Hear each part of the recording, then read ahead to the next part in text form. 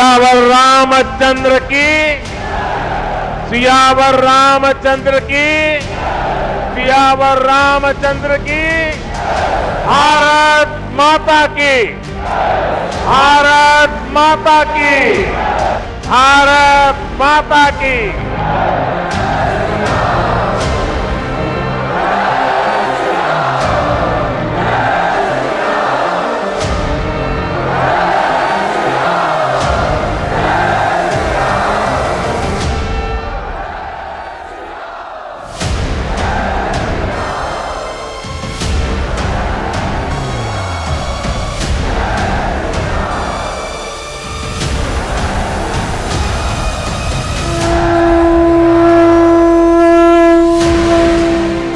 साल पहले 1 अगस्त 2003 मंदिर बनाने से कोई सरकार या न्यायालय हमको रोक नहीं सकती, नहीं सकती, नहीं सकती। प्रतिवाद भयंकर, इसी नाम से विख्यात थे राम मंदिर आंदोलन के सूत्रधार महंत रामचंद्र परमहंस दास, जिनके साकेत धाम पधार जाने के बाद पूर्व प्रधानमंत्री स्वर्गीय अटल बिहारी वाजपेयी ने एक भविष्यवाणी की थी। अटल बिहारी वाजपेयी का ये पहला भाषण था। सरयू के पावन तट पर परमहंस की जलती हुई चिता के बीच उन्होंने कहा था, मैं रहूं या न रहूं, लेकिन हमारी ही पार्टी का एक महापुरुष आएगा जो राम जन्म मंदिर का निर्माण करेगा।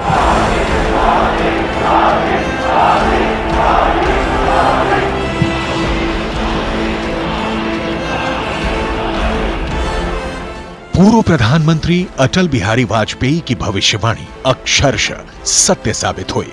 राम मंदिर बन गया। राम मंदिर निर्माण का पुण्य जिनके हिस्से आया है वो हैं बीजेपी के युग पुरुष नरेंद्र मोदी। रामलला के नव्य और भव्य मंदिर के साथ ही अयोध्या का गौरव लौटाया। जहां सनातनी आस्था की पुनर्स्थापना का पर्व मनाया जा रहा है, जहां अंबर से बरस रहा है राम रस, जहां जश्न में झूम रहा है जनमानस,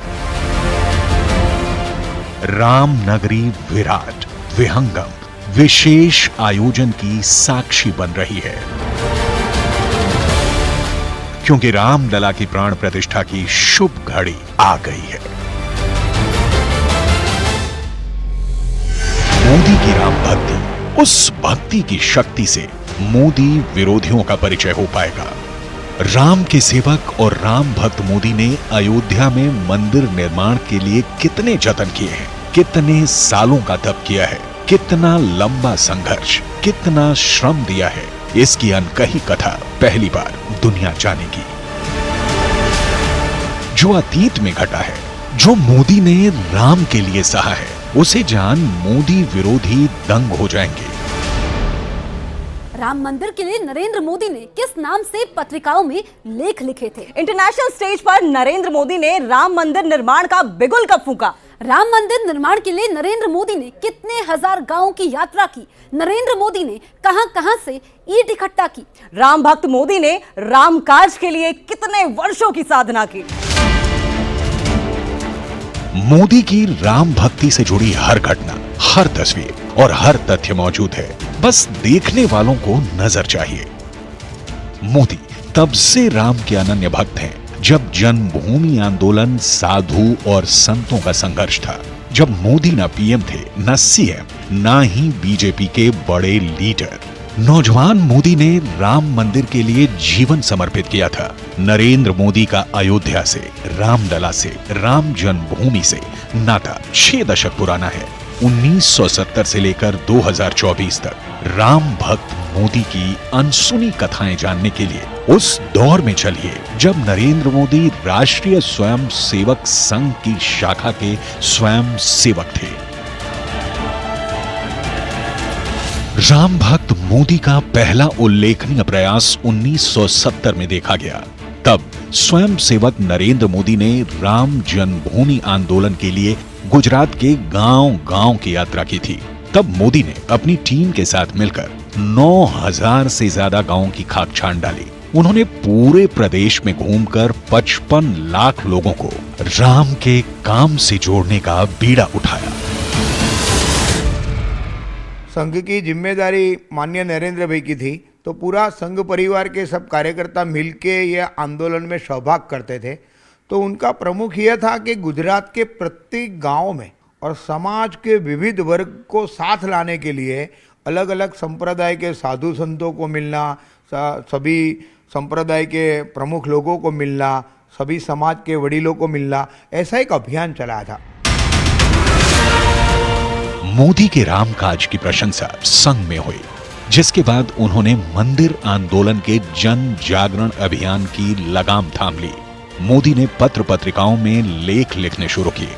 मोदी ने 1989 को साधना मैगजीन में राम मंदिर निर्माण जरूरी क्यों है, इस पर लेख लिखा, जिसमें उन्होंने लिखा, आज रामशिला राष्ट्रीय चेतना का प्रतीक बन गई है और इसका विरोध करने वालों को बेचैनी हो सकती है। रामशिला का महत्व राम मंदिर निर्माण से परे है। ये लाखों लोगों के दिलों में विश्वास बन गई है। भविष्य के भारत, अखंड भारत के निर्माण के लिए उन प्रतीकों के पुनर्निर्माण की जरूरत है जो दिलों को जोड़ते हैं, न कि दिलों को तोड़ते हैं। गोस्वामी तुलसीदास जी की कही बात राम काज करिबे को आतुर को आज हृदयंगम करना आवश्यक है। राम मंदिर जो गांव के है, वहाँ की भावनाओं को देश के राम मंदिर तक जोड़ने का काम यदि किसी ने किया तो नरेंद्र भाई ने किया। राम मंदिर निर्माण नरेंद्र मोदी के लिए कभी राज का काज नहीं रहा। उन्होंने अपनी कथनी और करनी से यह चरितार्थ किया कि मंदिर निर्माण राम का काम था। साल 1989 में रामशिला पूजन के वक्त की ये तस्वीर देखिए, जिसमें नरेंद्र मोदी गुजरात की गली गली घूमकर गांव वालों से प्रभु श्री राम के मंदिर निर्माण के लिए ईंट के टुकड़े इकट्ठा कर रहे थे।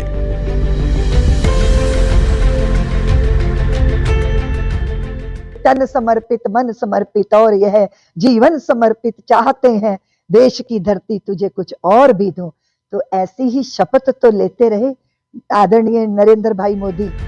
नरेंद्र मोदी ने साधना मैगजीन में अनिकेत नाम से एक लेख साल 1989 में शिलान्यास के मौके पर लिखा था। उस क्षण को नरेंद्र मोदी ने ऐतिहासिक बताया था। 9 और 10 नवंबर 1989 हिंदू चेतना के इतिहास में विशाल स्मारक बने रहेंगे। अयोध्या में राम शिलान्यास का समारोह कई लोग अपनी आंखों से देख पाएंगे। पूरी दुनिया का ध्यान अयोध्या की इस घटना पर केंद्रित है। अयोध्या में यह समारोह सांस्कृतिक स्वतंत्रता का प्रतीक है। संघे शक्ति कलियुगे, कलियुग में एकता ही शक्ति है। उनके 2 आर्टिकल बहुत प्रसिद्ध है, उन्होंने 89 में उस समय लिखे थे। एक आर्टिकल था राजकाज की रामकाज और एक आर्टिकल था नव क्रांति का जय घोष। तो दोनों जो आर्टिकल हैं उसमें हमें स्पष्ट रूप से उस समय भी उनकी जो आस्था थी कि लोक जागरण के आधार पर लोकतंत्र के माध्यम से भव्य मंदिर बनना चाहिए। नरेंद्र मोदी ने सभी माध्यमों से देश के माहौल को राम के प्रति अगाध श्रद्धा से भरने का मिशन चला रखा था। अपने लेखों से, भाषण से, यात्राओं से वो नया जोश, नए एहसास के साथ युवा पीढ़ी में आस्था की उमंग जगा रहे थे। इस कड़ी में मोदी का एक भाषण बेहद पॉपुलर हुआ। तब मोदी के भाषण की हजारों कैसेट बनाकर बांटी गई थी ताकि लोग इसे रिपीट मोड में बार बार सुने। उस ओजस्वी भाषण का एक हिस्सा आप भी सुनिए। जन्मभूमि मंदिर परज राम जन्मभूमि बनशे राम जन्म स्थान पर राम जन्मभूमि मंदिर बन दुनिया ने कोई ताकत राम मंदिर बनता अटका नहीं। ऐसी शक्तिशाली और विचारोत्तेजक भाषण का जनमानस पर गहरा असर हुआ। लोक अदालत मां अयोध्या नाम से शुरू हुए इस पूरे अभियान ने पूरे वातावरण को राममय बना दिया था। राम जन्मभूमि को लेकर उनके भाषण होते थे उस समय, तो वो इतने रिसर्च बेस्ड भाषण होते थे कि कहाँ से वो सब तथ्य लेकर आते थे, कहाँ से वो सारा मटेरियल लाते होंगे, पर इतना ऑथेंटिक मटेरियल, वो सारा मटेरियल जब उनके भाषण में होता था, और किस प्रकार से तुष्टीकरण की राजनीति से देश का नुकसान हो रहा है और किस प्रकार से सांस्कृतिक राष्ट्रवाद का उत्थान इस देश के लिए जरूरी है, तो राम जन्मभूमि आंदोलन सांस्कृतिक राष्ट्रवाद का उत्थान के रूप में उन्होंने कार्यकर्ताओं के मन में अपने भाषणों से उतारा। फिर आया 25 सितंबर 1990 का दिन। शुरू हुई सोमनाथ अयोध्या रथ यात्रा। लाल कृष्ण आडवाणी के सारथी बने नरेंद्र मोदी। रथ यात्रा गुजरात के 600 गांवों से होकर गुजरी। रथ पर आडवाणी के साथ सवार थे नरेंद्र मोदी, वो भी तब जब उस वक्त नवरात्रि चल रही थी। नरेंद्र मोदी व्रत में रहे, बिना कुछ खाए, सिर्फ जल पीकर मोदी ने रथ यात्रा को कामयाब बनाया। सोमनाथ से लेकर के अयोध्या तक जाते समय कोई भी स्थल ऐसा न होना चाहिए, कोई भी डिस्ट्रिक्ट ऐसा न होना चाहिए कि जहां से लोग आकर के उनके दर्शन न कर सके, उनका आवाज न सुन सके, या तो जो वातावरण बनाना है वो न बन पाए, ऐसा न हो। मोदी पर सवार राम काज की धुन देख तब लोग दंग रह जाते थे। नरेंद्र मोदी के प्रयासों को देख लाल कृष्ण आडवाणी की पत्नी कमला आडवाणी कई बार भावुक हुई। उन्होंने नरेंद्र मोदी से बार बार आराम करने के लिए कहा। तब मोदी जो जवाब देते थे वो सुनिए। यही गहन प्रतिबद्धता ही मेरी सच्ची पुकार है, ये मेरा वास्तविक जीवन है और मैं इसका आनंद लेता हूं। मुझे बराबर याद है कि महानगर में जितने भी राम जी के मंदिर है, जितने भी महिलाओं के धुन मंडल भजन मंडली है, और जितने भी गुजराती जो गरबा रहते हैं, गरबा की गरबी मंडल रहते हैं, स्थान स्थान पर जाकर रात के समय वो मिलते थे। तो सभी को मिलना, जब भजन मंडली होती थी तो उस समय वहां जाना, अपनी माताओं के बीच इस विषय रखना कि राम जी के लिए ये यात्रा आ रही है। उनमें जो जिस प्रकार से उत्साह का, उमंग का जो माहौल राजकोट महानगर में बना था। रामकाज में नरेंद्र मोदी को कितना आनंद आता था, उसकी एक झलक इन तस्वीरों में साफ दिखती है। ये 1991 में दिल्ली के बोट क्लब में विश्व हिंदू परिषद के आयोजन की तस्वीरें हैं। नरेंद्र मोदी यहाँ एक वॉलेंटियर बनकर राम के काम में आए थे। जब मोदी साधु संतों से आशीर्वाद ले रहे थे तब उन्होंने साध्वी रितंभरा से बातें की थी। दीदी माँ रितंभरा आज भी उन यादों को संजोकर अपने साथ रखती हैं। आदरणीय नरेंद्र भाई मोदी उस समय बहुत ही सक्रियता से सारे कार्यक्रमों की योजना बनाना, सभाओं की व्यवस्थाओं में लगना, तो उसमें वो इस तरह सक्रिय थे। तो आप देख रहे हो कि बोट क्लब की रैली की वो ऐसा विराट रूप, उस समय तो कोई सोशल मीडिया नहीं था, कुछ भी नहीं था, तो ये हमारे कार्यकर्ताओं का बल था और विश्व हिंदू परिषद का नेतृत्व और फिर नरेंद्र भाई मोदी जी जैसे ऐसे व्यक्तित्व का नेतृत्व जो है पीछे रहकर पूरी व्यवस्थाओं को जुटा रहे थे। मोदी तब एक सामान्य कार्यकर्ता की तरह जमीन पर बैठते थे। भगवान राम से जुड़ी हर चीज तब मोदी सर माथे पर लगाते थे। उन्हीं में से एक है बीजेपी के लेटर हेड पर हाथों से लिखी ये कविता। राम व्यक्ति को नहीं, तृप्ति को प्राप्त हुई संज्ञा है। राम हमारी संस्कृति का शाश्वत हस्ताक्षर है। राम हमारा धर्म, हमारा कर्म, हमारी जाति है। बिना राम के आदर्शों का भारतवर्ष कहां है? बिना राम के इस भारत में भारतवर्ष कहां है? देश ही नहीं, दुनिया में मोदी ने अपने राम की शक्ति का प्रचार प्रसार किया। ये साल 1998 का दृश्य है। नरेंद्र मोदी मॉरिशस में इंटरनेशनल रामायण कॉन्फ्रेंस में पहुंचे थे। मोदी ने दुनिया को तब राम का शाश्वत सच दिखाया, राम राज्य के आदर्श समझाए। जन जन की चेतना को श्री राम जी प्रभु जी के साथ जोड़ के राष्ट्रीय अस्मिता को पुनः जागृत किया है। और वही बात उन्होंने मॉरिशस में रखी। मॉरिशस में क्यों रखी? उसके पीछे भी ये है कि मॉरिशस वो भी अखंड भारत का एक हिस्सा है। रामलला को पूजने वाले नरेंद्र मोदी, राम को आदर्श मानने वाले मोदी क्या कभी रामलला के दर्शन के लिए नहीं गए? तो इस कहानी को भी जानिए। ये रामलला के दर्शन करते हुए नरेंद्र मोदी की तस्वीर है। टेंट में विराजमान रामलला के दर्शन के वक्त नरेंद्र मोदी ने एक प्रतिज्ञा कर ली थी। वो जन्मभूमि पर तब लौटेंगे जब मंदिर निर्माण का रास्ता साफ हो जाएगा। दशकों की अदालती सुनवाई के बाद राम की कृपा से ये रास्ता तब साफ हुआ जब नरेंद्र मोदी के हाथ में देश की बागडोर आई। प्रतिज्ञा की बात तो मालूम थी, लेकिन वो इस रूप में लौटेंगे कि देश के प्रधानमंत्री हैं, ये किसी को मालूम नहीं था। लेकिन प्रधानमंत्री बन गए। आज वो लौटे हैं प्रधानमंत्री के रूप में। इससे प्रसन्नता की बात क्या हो सकती है?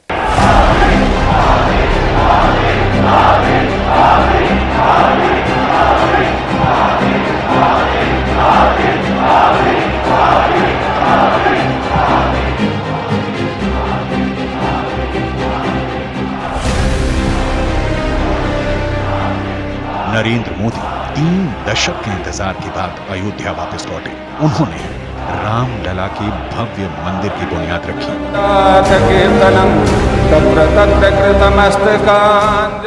यही राम भक्त मोदी 22 जनवरी को रामलला की प्राण प्रतिष्ठा के पुण्य के भागी होंगे।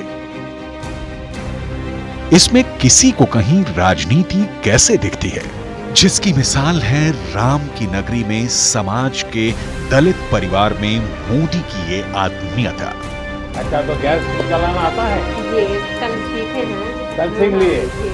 मोदी के राम किसी विचारधारा में बंधे नहीं, किसी सांचे में ढले नहीं। मोदी के राम सभी पंथ, सभी संप्रदाय के आदर्श हैं। मोदी के राम सत्ता और समाज के बीच संतुलन है। ठीक अपने आराध्य की तरह मोदी समरस समाज की स्थापना का साहस रखते हैं। वैसे भी राम जन्मभूमि पर रामलला का मंदिर भारतीय मूल्यों का ऊर्जा पुंज बनकर सारे जगत को प्रकाशित करने जा रहा है।